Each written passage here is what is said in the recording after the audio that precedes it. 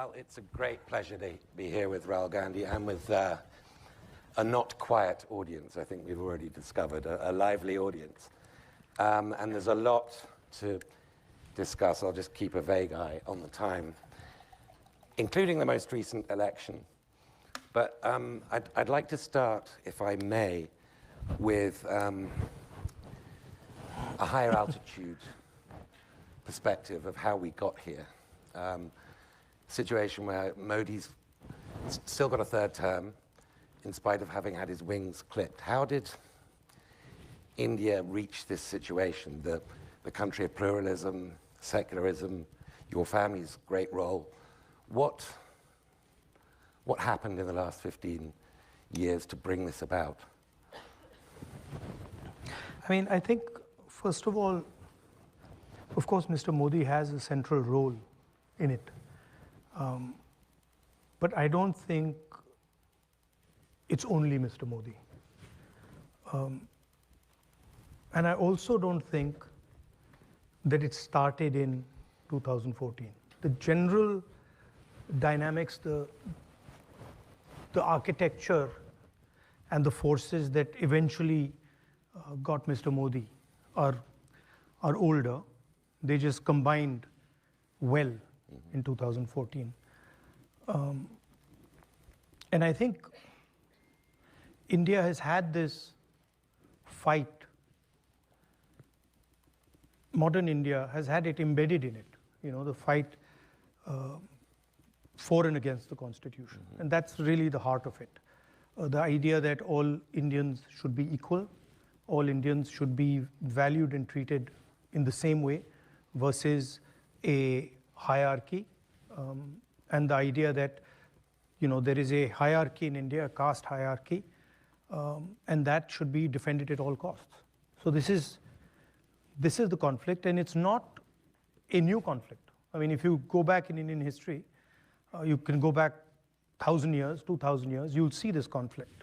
And there it's a philosophical battle, and then it has its political structures. So your family, I mean, I know everybody here will know, but it bears repeating.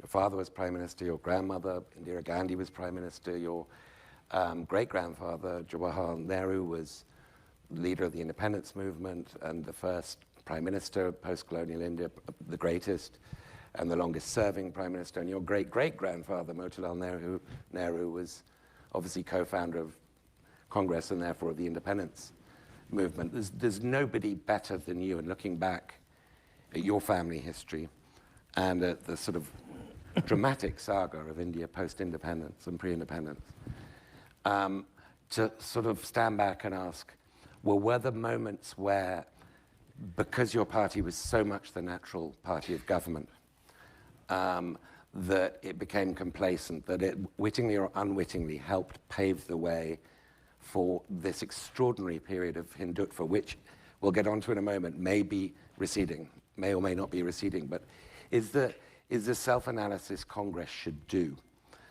even now, to figure out how we got here? No, look,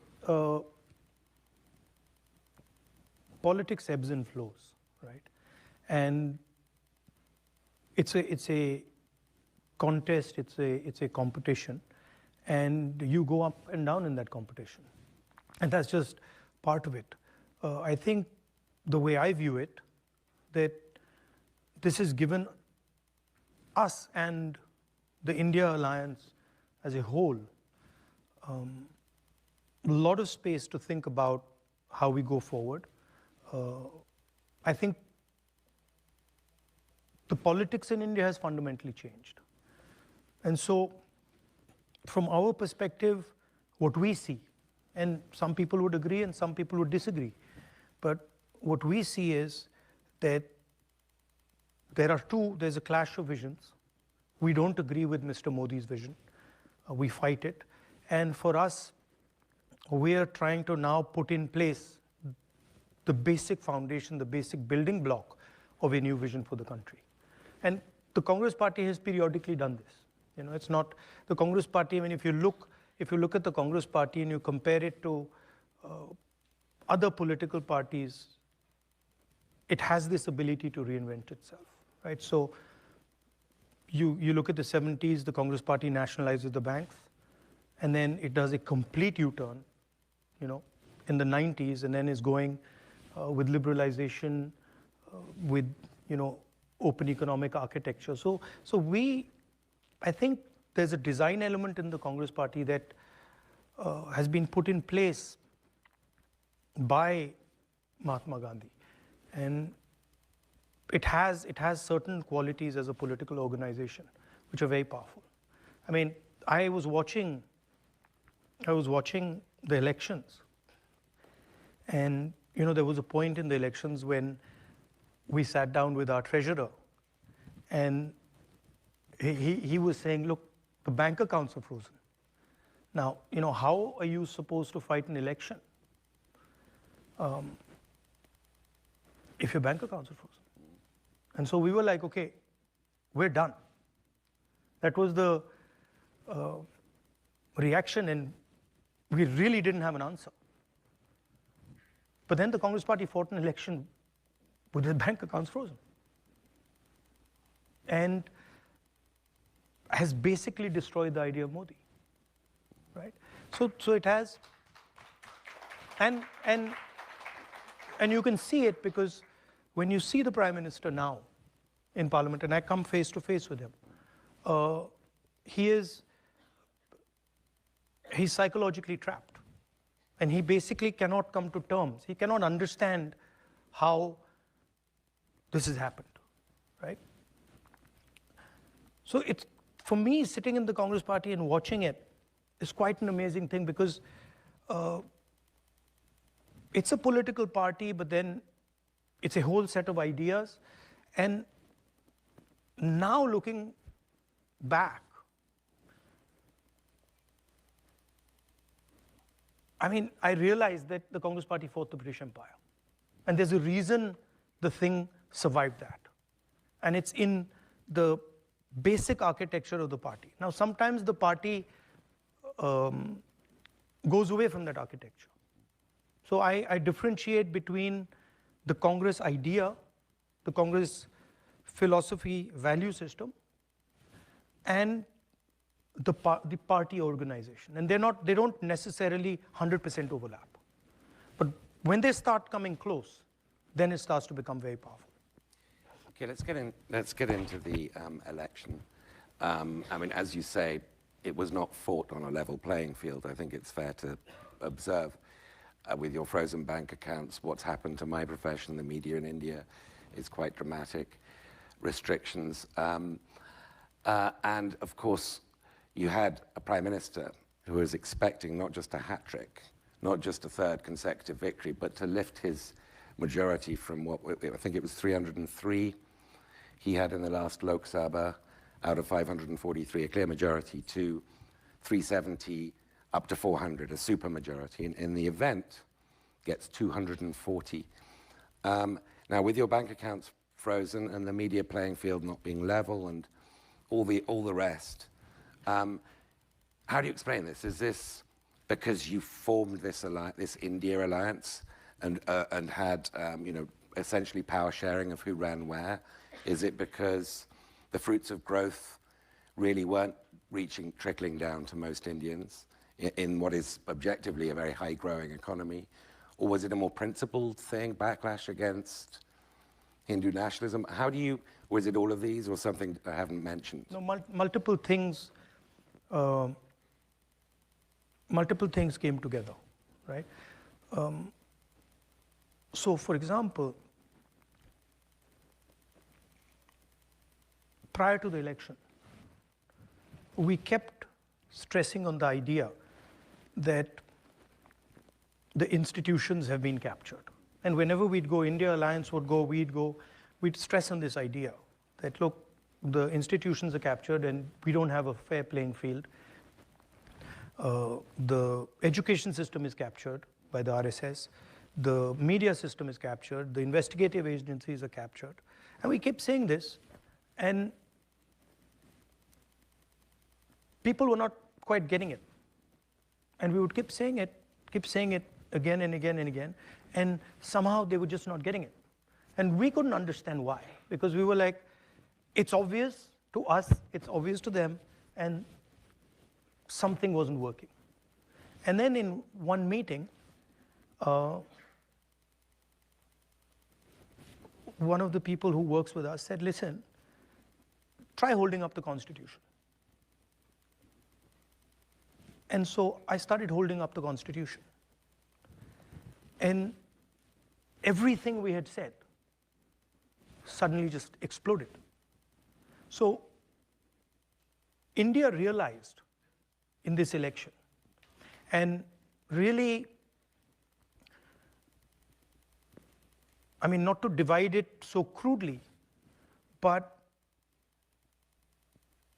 poor India, disenfranchised India, oppressed India, that India, it understood that if the Constitution goes, the whole game is gone. And so that was the first sort of, I saw it, there was a shockwave, that when I would hold up the Constitution, it would go. Like I could see the shockwave going, that people are like, oh yeah.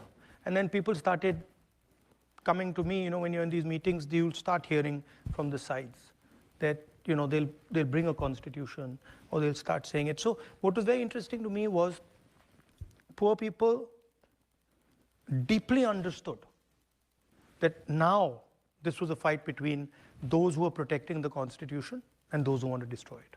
So that was one very strong element. There was also the caste census issue that became big. And that's a fundamental question in India. Share, what you say in Hindi, bhagidari, of the institutions, the structure, the power of the Indian state.